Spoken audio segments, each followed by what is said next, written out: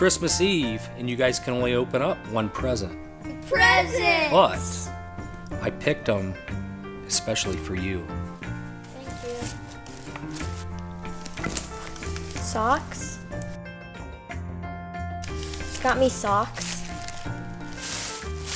Underwear. They're ugly. I hate them. What am I supposed to do with these?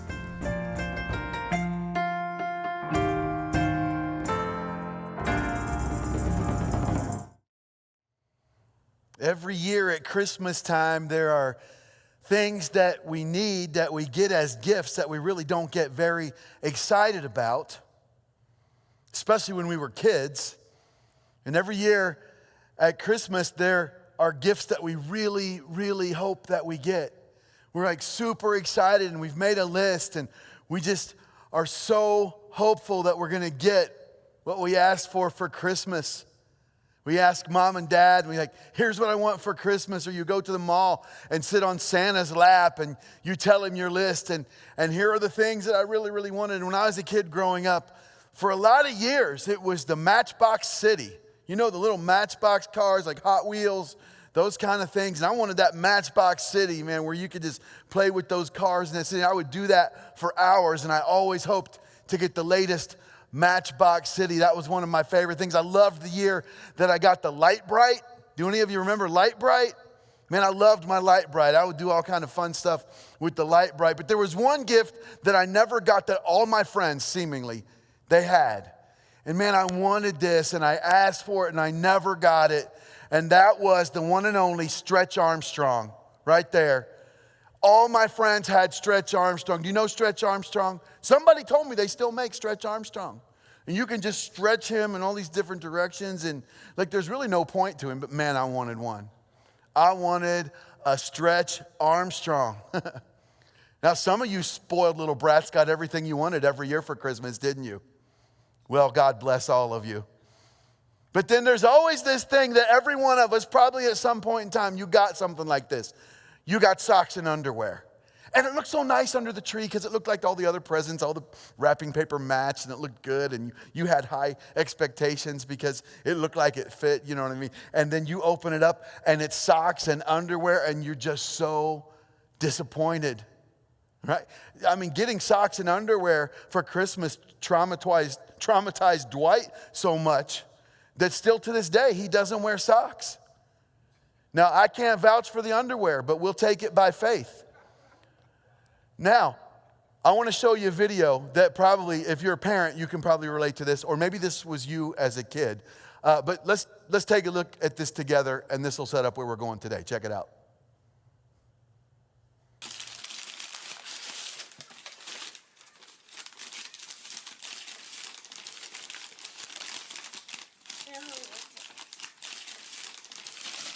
What is it? What did Santa bring? I want it. I want a toy. What is it? I want a toy. I want a toy. Look. I want a toy. Open it up, see what it is. Look, it's a princess shirt. I want a toy. I want a toy. I want a toy. It's a lovely princess shirt. I want a toy. I want a toy. Don't you like it? I want a toy. No, I'm not sure, but I think she may have wanted a toy.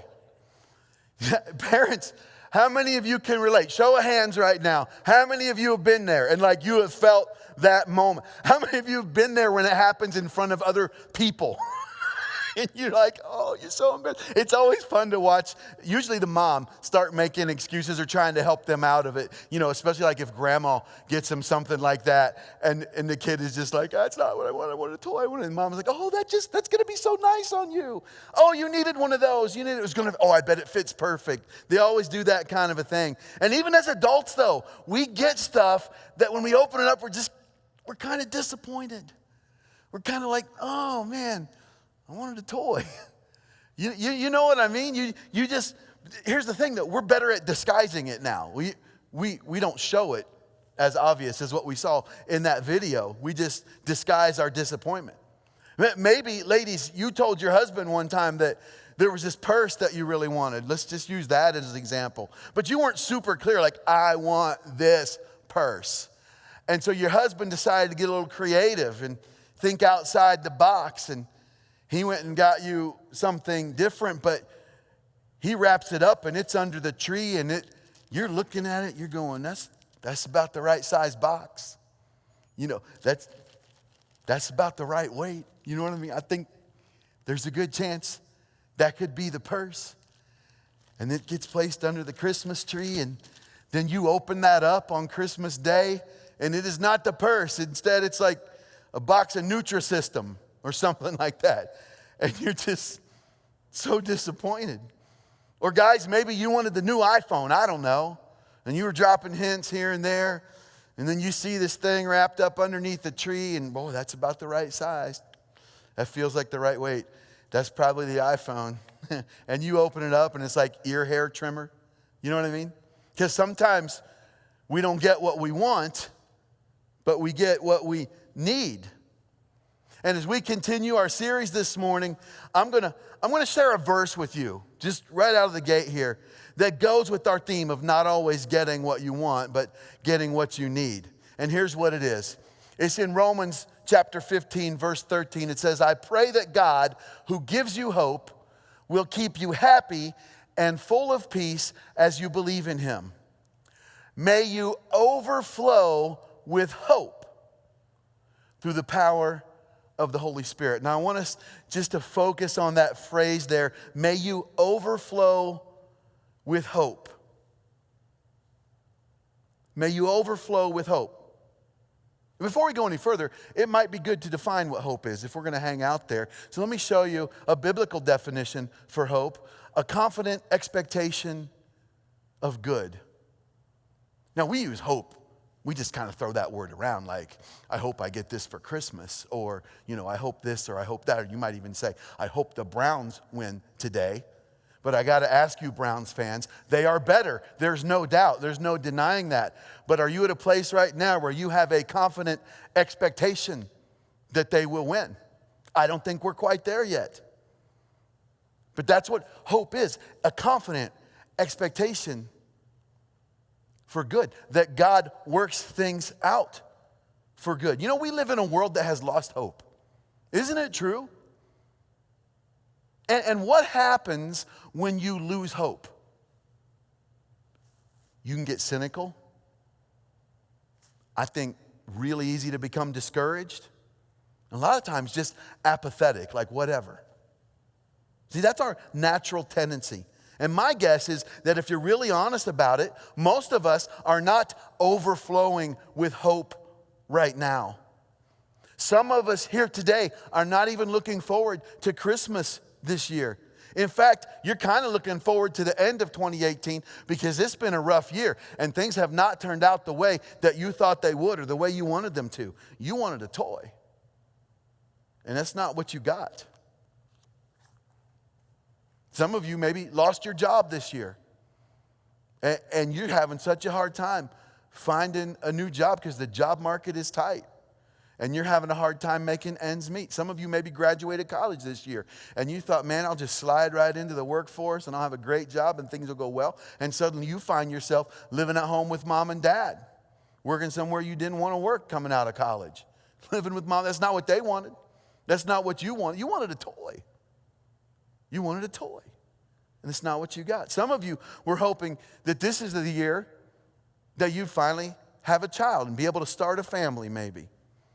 You thought this Christmas celebration this year would be different and special. And it didn't happen for you. And you feel like there's just this hole in your heart and nobody really understands how painful it is. Maybe you lost someone you love this year. And there's going to be an empty chair at the dinner table at Christmas. And you're already dreading it because you know how much you're going to miss that person's laughter and their company and their love this year. Maybe you got married this year and you were counting on happily ever after. And you just had these high expectations, but then it didn't take very long for things to get really real, really fast. And all of a sudden, you unwrapped it and it ain't what you thought it was going to be. And there's just so much disappointment. You wanted a toy. Maybe Christmas just doesn't even seem all that appealing to you right now because you've got relational ickiness. Or maybe you know that it means you got to deal with your ex.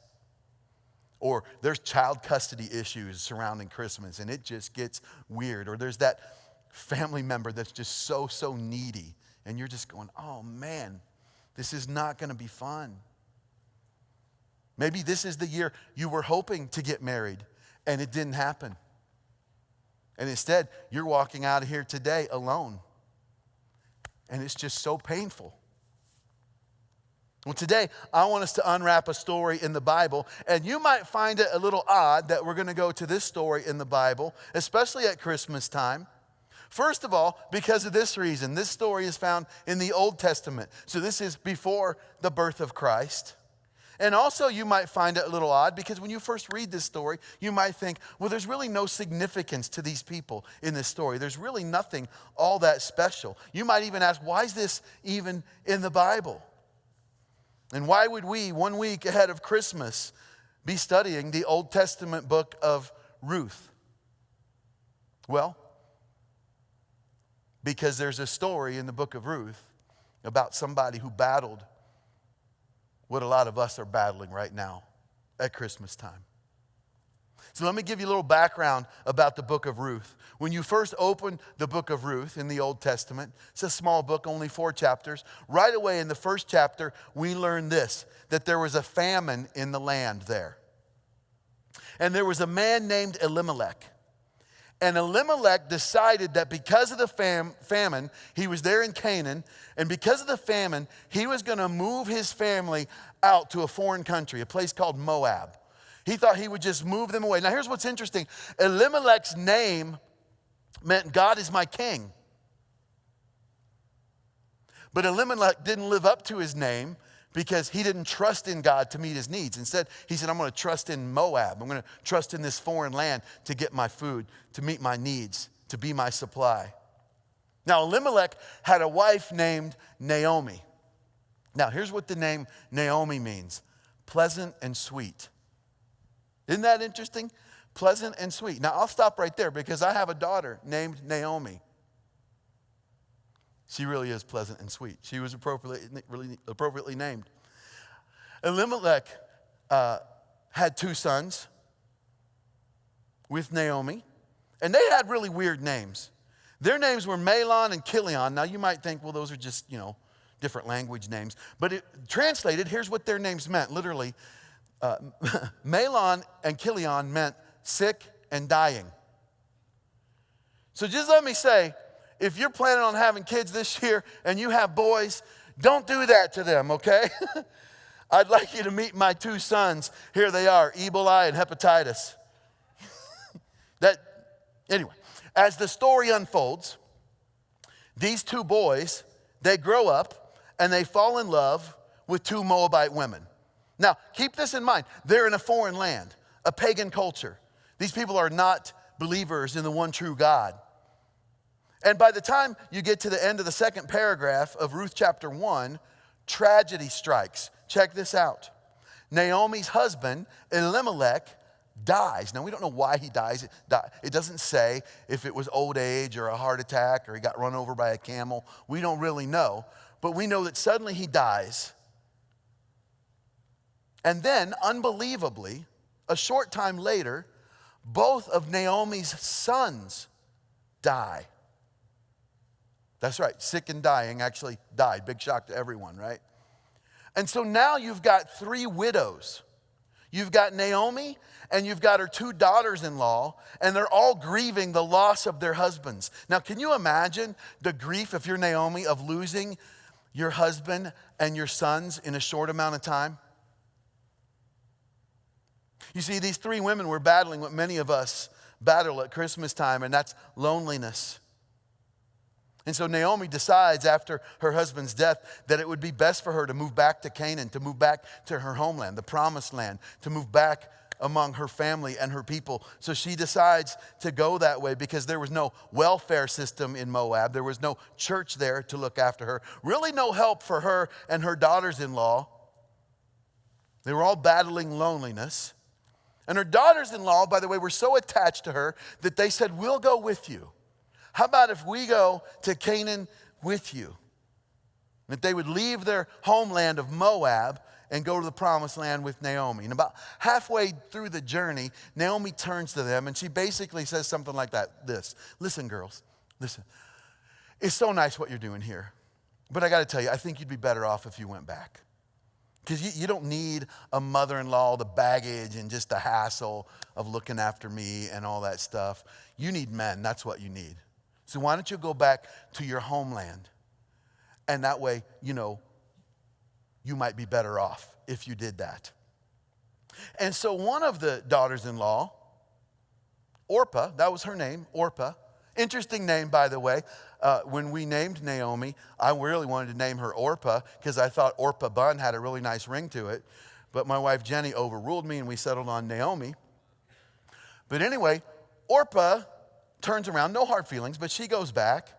But the other daughter-in-law, her name is Ruth. And Ruth insisted on going on with Naomi. And Ruth makes this statement. Many of you have heard this before. In Ruth chapter 1, verse 16, here's what she says. Where you go, I will go. She's talking to Naomi. Where you stay, I will stay. Your people will be my people, and your God, my God. Where you die, I will die, and there I will be buried. So Ruth and Naomi go on this journey to Naomi's hometown. And her hometown is a little town that you've probably heard of, a small town in Canaan that was called Bethlehem. Oh, there is a tie to the Christmas story. There is a connection. Did you know that Bethlehem was a little town of like less than 200 people? That's why the song is, "Oh, Little Town of Bethlehem." It really was little. And so when Naomi returned, it was big news in the little town of Bethlehem. And people started to talk. I mean, everybody knows everybody, and word spread. Is that really Naomi? And she back? And who's that she's got with her? And so everybody's talking about this. And then Naomi says something like this. He's like, listen, y'all, yes, I'm back, but listen, don't call me Naomi anymore. Don't call me pleasant and sweet, because my life has been bitter lately. Notice what she says in verse 20. Don't call me Naomi, she told them. Call me Mara, because the Almighty has made my life very bitter. I went away full, but the Lord has brought me back empty. Why call me Naomi? The Lord has afflicted me. The Almighty has brought misfortune upon me. Can you feel the weight of those words? Some of you are there right now. Like, you're like, I feel it, yeah. I understand where Naomi's coming from. Naomi was bitter. She's angry. She's mad at God. She's like, he didn't hold up his end of the deal.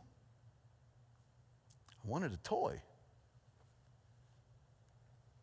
And so you read the story and you think, well, Naomi's story then is basically a story about loss. She lost her husband. She lost her 2 adult sons. She lost her home. She lost her land. It's a story about loss. But here's the question that I want to ask you today. Does the story have to be about loss? She loses a lot. It's incredible. It's painful. But is that what it has to be about? Jerry Sitzer was driving his minivan when a drunk driver hit him. And in the accident, Jerry lost his wife and his mother and his young daughter. 3 generations all at once. And he wasn't even injured in the accident. Can you imagine that kind of pain? He wrote a book about his journey through grief, and it's called A Grace Disguised. I want you to check out one of the things that he says in his book right here. He says, the experience of loss does not have to be the defining moment in our lives. Instead, the defining moment can be our response to the loss. Isn't that amazing? Another way to look at it is like this. We don't get to choose which parts we're going to play in the story of life. But we do get to decide how we're going to play those parts that we're given. And so we all reach this place in each of our stories that we have to decide, is my story going to be defined by the loss, or could my story be about something else? Could it be about something different? And I know it's hard. I know that's hard. Because we tend to focus on what's right in front of us. That's just our natural tendency. There's this thing in our box, and we open up this package, and we're just so disappointed because, man, it's socks and underwear. And I wanted a toy. Or it's a sweater. I wanted a toy. It's not what we wanted. My daughter Naomi and I were talking about the story of Naomi from the Bible, and my Naomi says to me, Dad, the story of Naomi is really a story of tragedy. And I said, it is, but it doesn't end that way. It starts out that way. But here's what we're about to find out in this story.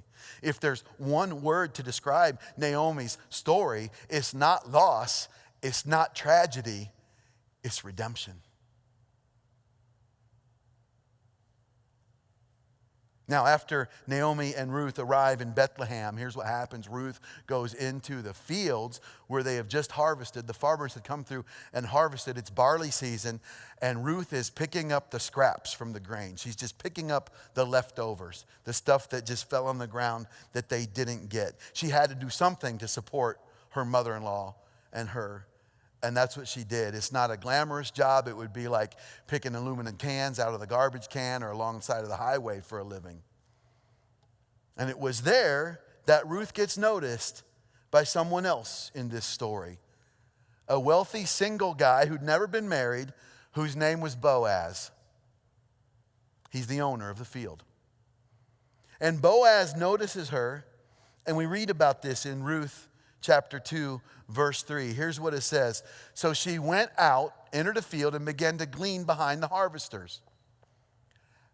As it turned out, she was working in a field belonging to Boaz, who was from the clan of, wait a minute, who? Elimelech. Well, isn't that interesting? As it turned out, wouldn't you know, it just so happened, coincidentally, she ends up working in the field of Boaz, this wealthy, single, godly guy who, unbeknown to Ruth, is a relative of her husband, her late husband. The story continues. Boaz notices Ruth. He likes Ruth. He's interested in Ruth. When Naomi, her mother-in-law, catches wind of this, she does what a lot of mother-in-laws do. She starts meddling, right? She tries to be matchmaker. And so here's what Naomi says to Ruth. She says, here's what I want you to do, okay? Because I see something happening here. I want you to bathe. I want you to put on your best perfume. I want you to get all dolled up. And then I want you to go to the barn where Boaz is. And he's going to be working, but then he's going to eat. And then he's going to lay down and he's going to go to sleep right there in the barn. And what I want you to do is I want you to lie down at his feet. Lie down at his feet while he sleeps. And then you just see what happens from there. And you're like, well, what happens from there? Well, it's not what you're thinking, okay? She actually is telling Ruth to present herself as a bride, to announce to Boaz that she's available, that she's willing to relocate. Listen to what happens next. Ruth chapter 3, verse 8. Here's what it says. Suddenly, around midnight, he, Boaz, wakened and sat up, startled. There was a woman lying at his feet. Who are you? He demanded. He's still like, what in the world's going on? You know what I mean? It is I, sir, Ruth, she replied. Make me your wife according to God's law, for you are my close relative. In other words, you are a relative of my late husband's family. Let's keep going here. I love this part. Here's what Boaz says. Thank God for a girl like you. Isn't that great? Thank God for a girl like you, he exclaimed. Now, don't worry about a thing, my child. I'll handle all the details, for everyone knows what a wonderful person you are. Isn't that an awesome story? But I think it's also a very practical story for us, especially at Christmas time, because it has so many personal implications for us. By the way, Boaz is referred to throughout the book of Ruth as this, the guardian redeemer. Have you heard that phrase before? There are different translations that call it a kinsman redeemer. Maybe you're familiar with that. Maybe you've never heard of that before. So let me take a moment and explain what a guardian redeemer is. When a man fell on hard times in those days and he had to sell his land, there was a law that said his nearest relative could come in and buy it, like he had dibs, so to speak. And that way the land could stay in the family. It wouldn't go to some other tribe or some other people that they don't even know, but they'd be able to keep properties from being lost in that way. And so enter Boaz, who says, I'll take the property of Elimelech and I'll take responsibility for Ruth, because here's how this worked. You didn't just take the land, you took the people that came with the land, the family members.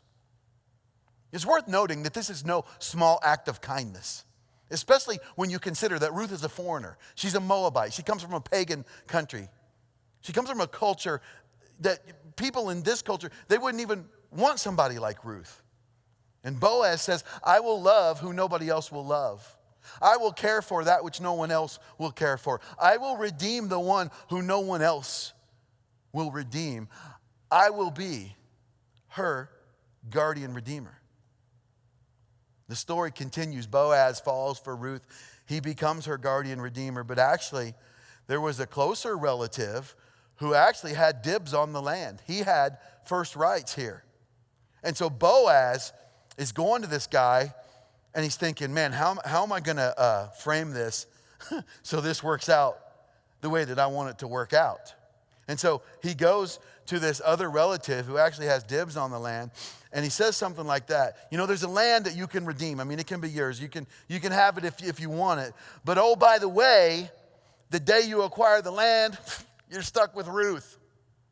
I mean, this Moabite woman, you know, the foreigner, the widow. You get her. It's a package deal. It's like if you wanted to buy a house and the price is so good and you say to the realtor, man, this is too good to be true. I can't believe this house would be this cheap. There must be a catch. And the realtor says, oh, there is a catch. There's a mother-in-law that lives upstairs and she stays with the house. And you're like, and that's what this relative did. He's like, you know what? I'm out. You can take the whole thing. That's great. And so in the last chapter of the book of Ruth, here's what we read. So Boaz married Ruth. And when he slept with her, the Lord gave her a son. This thing is pretty cool. An amazing story of an amazing guy who had no obligation to do this. It was just pure grace. And what does Boaz get in this whole deal? He gets an awesome wife. And what was Boaz's life before all this? Ruthless. Oh, come on, that was good. Maybe the only thing you remember. Boaz comes along and he says, I will buy the property. I will take responsibility. And he goes out of his way to redeem this foreign woman. Now, as it turns out, some of you may know who Boaz's mother is. Some of you may remember about a time when the Israelites were about to take the promised land, and they sent 2 spies into Jericho. And they were housed and protected by a prostitute in that city named Rahab. And as it turns out, Rahab had a son. And as it turned out, she named her son Boaz. And as it turned out, he grew up to be a godly man. Perhaps because his own mother had been from a foreign land, and she was transformed from following pagan gods to following the one true God. And Boaz was then able to show grace and generosity to Ruth. Now you think about this story and you think it's as if the Christmas present was open and man, it looked really crappy on the outside of the box. And everything is bad for Naomi. Everything is bad for Ruth. But then over time, they further unpacked the box. And it was better than they could ever imagine. This is what I'm saying. Some of you, you got a box this year. You're getting a box for Christmas, or maybe you got it a while ago. But you got this box and you're like, yeah, that's about the right size. It feels about the right weight. You shake it and you're going, this could be pretty good. And then you tear into it and you open it up. And there's a whole bunch of stuff that you didn't see coming. And you're looking at the outside of your box.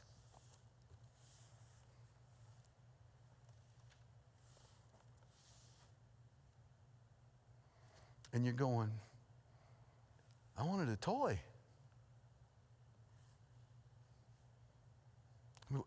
What is this? It's not what I wanted. I wanted a toy. Here's what we do. We focus on what's right there in front of us. We focus right there. And all I can say right now, what I want to say is this stuff that we see on the box, by the way, is just snapshots. It's just a snapshot. But here's the thing. Hope lies in the bigger picture, not the snapshots. Because before Naomi and Ruth gave up,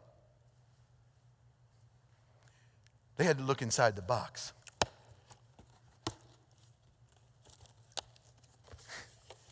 And what they found inside the box is that Ruth, as we read, gave birth to a son. So a story that sounds like a story of loss for Naomi, turns out she gets a grandson.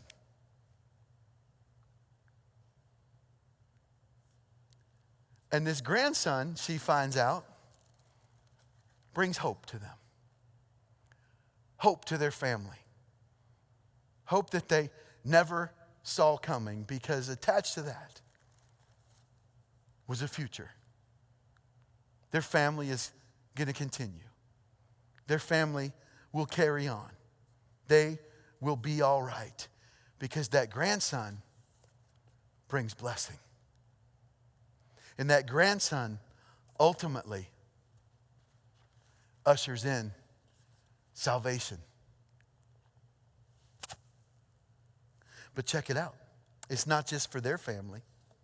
It's way, way bigger than that. And I'll get to that in a minute. In fact, the last look we have at Naomi in the book of Ruth is of her holding and caring for her new grandson. And we read these really important words in Ruth 4:17. And they named him Obed. He was the father of Jesse, the father of David. Who's David? That's right, King David. King David, Naomi's great-grandson. Great-great-grandson is King David. Ruth's great-grandson is King David. Now here's where this all comes together. When we get to the New Testament, we open up the book of Matthew and we read the account of Matthew in chapter 1, where we first read about the Christmas story and the genealogy of Jesus is written there. And here's what we read in Matthew 1. I want you to see this next thing. All those people in the story of Naomi and Ruth are there. There's Rahab, the prostitute. We read about this in Matthew chapter 1. She has a son named Boaz. He marries Naomi's daughter-in-law, Ruth. They have a son named Obed. Obed has a son named Jesse. Jesse has a son who's King David. And eventually, way down the line, that Naomi and Ruth never even saw coming because it was way down in the box. The Savior of the world, Jesus. The blessing for the whole world that started from a story that looked like a tragedy. Because you can't always get what you want. But if you try sometime, you just may get what you need. So if you're here today and you've unwrapped the box and you don't like what's on the outside of it, and you don't see anything other than what it says, here's what you need to know before you throw in the towel. Now, I know it's hard and I know it's painful. And I know some of you are just so close to giving up right now, and you feel like you're so prayed out. Like, I don't know if I can even get another prayer out of me because it's just so rough for me right now. Before you give up, remember, God's not finished with your story. And loss does not have to define your story, but your response to the loss can. There may be some of you who are not even sure how you're going to get through Christmas this year. You wanted a toy. Maybe you don't think you can hang on much longer because of what's on the outside of your box. But through the person of Jesus Christ, your guardian redeemer, you can. What did Ruth do? She made herself available. You know what we call that? Surrender. Naomi said, why don't you make yourself available to her? She nudged her. Make yourself. She surrendered. She made herself available. And you know what happened? Boaz said, I'll take responsibility for you. Our guardian redeemer is Jesus Christ, the hope of the world. When we surrender to him, you know what he says? I'll take responsibility for you. Because he takes full responsibility for the life that is fully surrendered to him. We started with Romans 5:13. I want to finish with that. Here's what it says one more time. I pray that God, who gives you hope, will keep you happy and full of peace as you believe in him.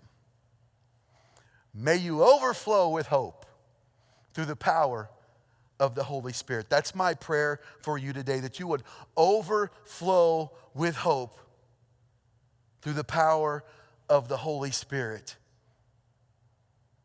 Can I just be Naomi for you today? Can I just encourage you, challenge you to make yourself available and then see what happens next?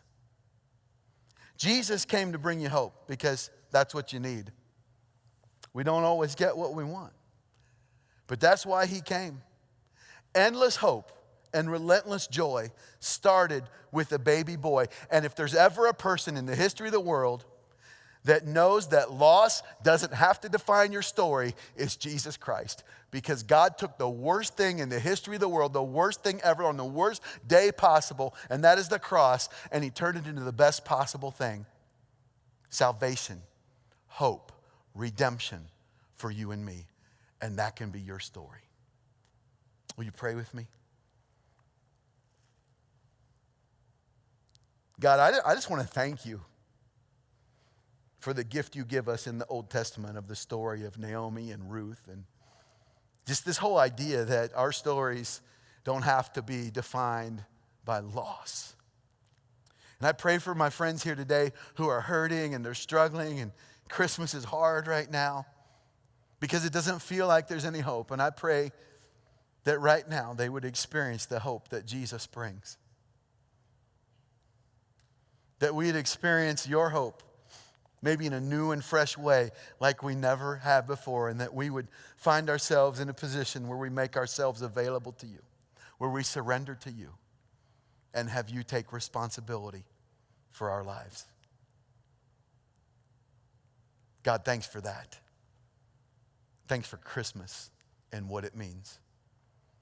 And I pray it in Jesus' name. Amen.